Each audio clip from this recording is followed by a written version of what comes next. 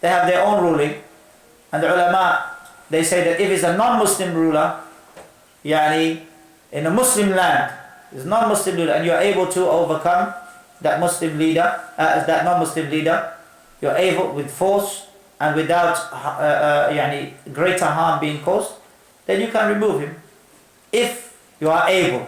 But if you are not, then leave it, because otherwise that will be the way of causing more harm than good. And Shaykh Abdurrahman al-Sa'di rahimahullah, he said that our deen is based upon masalih fi jalbiha wa dar'iha lil qaba'ih, in bringing the good and keeping away the bad. So if there's two masalih, two goods, you take the higher of the two. If there are two evils, you take the lesser of the two. If there are two evils that you are forced to go into, you take the lesser of the two. Sheikh Zayd says, if you were to go out against that Muslim leader without advising him, you go out against him with your tongue and your sword, then the greater chaos will be against you who are weak. And the leader generally, who has his army and so on, he will be able to do much more harm than what he was doing before. So from this angle, the ulama, they say that it is better not to go out, it is obligatory not to go out against him, because you are going to cause more harm than good. And you are opposing a principle from the principles of Usoolusunnah, and that is taken from the hadith of Rasulullah sallallahu alaihi wasallam. Prophet said, had your ummah not been new to Islam, he's talking to Aisha radhiyallahu anha, had your people not been new to Islam, then we would have rebuilt the Kaaba upon the station of Ibrahim alayhi salam. But because he didn't do that, because the people may say, look, Muhammad sallallahu alaihi wasallam is destroying the Kaaba. But the Prophet sallallahu alaihi wasallam actually wished and he wanted to rebuild the Kaaba.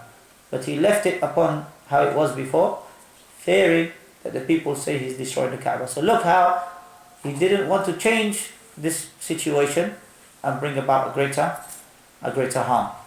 And likewise, Prophet sallallahu alaihi wasallam in Medina, he knew the names of the hypocrites, those who were causing harm, but he didn't fight them. It wasn't until he didn't pray over them, the Salat al-Janazah, that the Muslims knew who they were. And Hudayfa radiallahu anhu actually knew. Prophet ﷺ told him about the hypocrites of Medina. So the Prophet ﷺ didn't want to fight them and expose them then, because he feared that the people will say Muhammad ﷺ is killing the companions, because the people thought they were Sahaba. So he didn't want to change a harm and create a greater harm.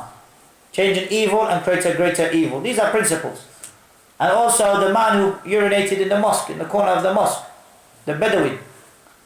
He urinated and he didn't know, he was ignorant, he was new to Islam, he didn't know. He was new to the deen of Allah. So some of the Sahaba, they wanted to there and then stop him from this action. Prophet ﷺ said, leave him, wait until he finishes. And only after that, he taught him. And he said to the Sahaba, bring a bucket of water, pour it over that place to purify that place. And then he said to him that this is Masjid, the house of Allah, and we don't do this here. Prophet ﷺ didn't change that harm and that evil of the man urinating in the masjid. This is not a good thing. It's a bad thing. But he didn't change it there and then.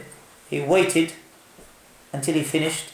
Shaykh Ubaid al-Jabri says, because, number one, maybe people would have seen his aura if they stopped him while he's urinating.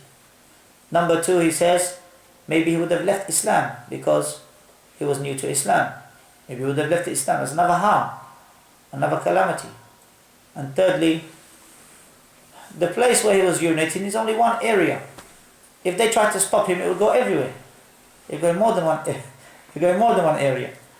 Subhanallah. So this is the ni'mah of Islam, that you don't create a greater harm by changing a harm. This is the three benefits that Shaykh Ubaid Habibullah mentioned regarding not changing this evil to create a greater evil. So anyway, Shaykh Zayd, he says, لو أعلم أن لي دعوة مستجابة. This is a statement from Fudayl ibn Iyad. That if I had a supplication that was accepted, then I would make it for the Sultan. فَجَعَلْتُهَا لِلسُّلطان. Why?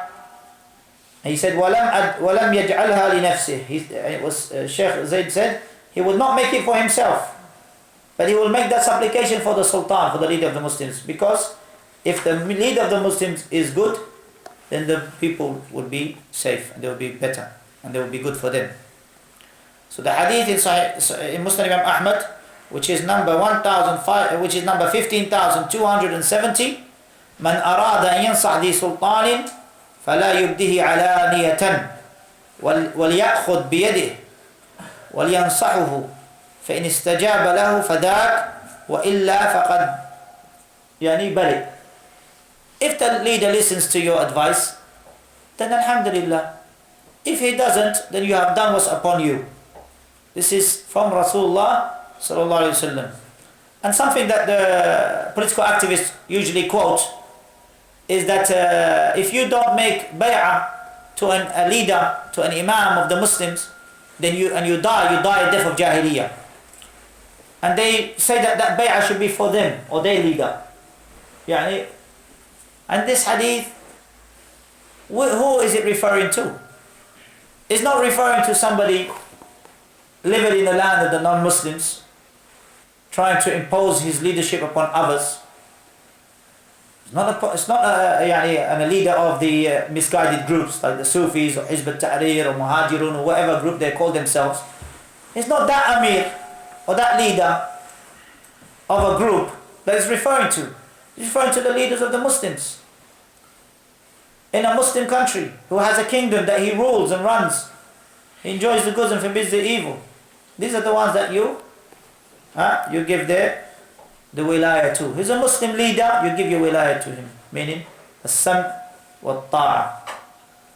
You give him the wilayah, meaning he's the one who has the leadership. You give him as-sam' wa ta'a, to hear and obey in the ma'ruf. As the Messenger ﷺ said, in the righteous matters, not in the haram. If he says go and drink alcohol, go and deal with riba, don't listen to him for that. But the general obedience is there, not to go out against him with your tongue and your hands, because of the greater calamity that will be caused. This is now the sunnah of Rasulullah ﷺ.